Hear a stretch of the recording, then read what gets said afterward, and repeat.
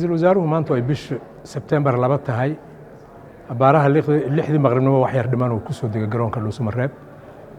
socodkiisa ujeedadiisuna waa in hore loo wado hanaankii dib u heshiisiinta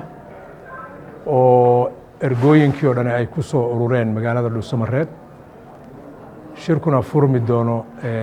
maalinka Arbacada oo ay tahay bishu 4 shirkaas oo ujeedadiisu tahay in beelaha galmudug ay uga wada hadlaan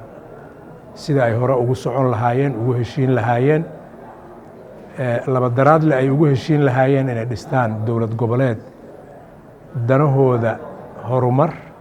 amnigooda iyo wax walbo ay uga baahan yihiin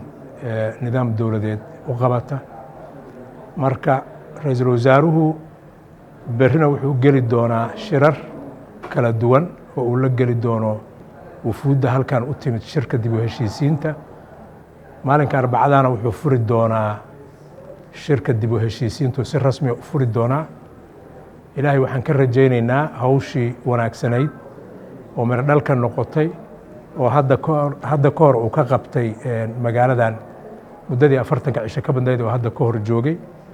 tiyo kale iyo tukasi najaax badan in halkan ilaahay kala kulmiyaan rajaynaynaa annagu intuu maqnaa waa joognay waxaan ka shaqaynaynay isla hanaankaas